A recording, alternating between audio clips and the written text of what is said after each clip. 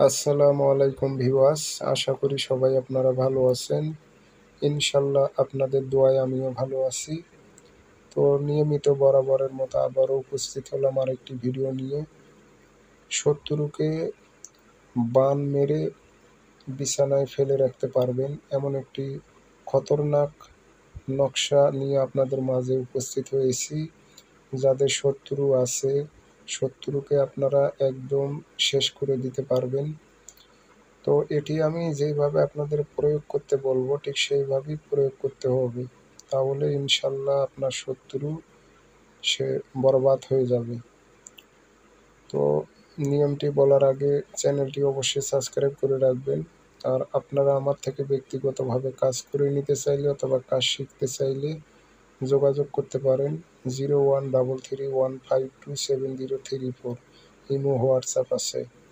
নকশা: শনিবার মঙ্গলবার কাফনের কাপড়ের উপর লিখতে হবে কালো কালি দিয়ে। নিচে শত্রুর নাম, শত্রুর বাবার নাম উল্লেখ করে দেবেন আর আপনার উদ্দেশ্যটা বাংলাতে উল্লেখ করে দেবেন।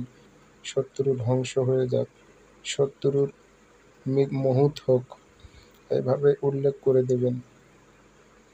আর সময়টা ওইখানে ডেটটা উল্লেখ করে দেবেন, কতদিনের মধ্যে আপনার শত্রুকে আপনি ঘায়েল করবেন।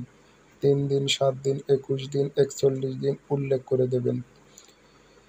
এটাতে সুন্দর মোতাবেক আতর লাগাইবেন। লাগানোর পর পুরাতন কবরের মাঝখানে গেড়ে দেবেন সিনা বরাবর।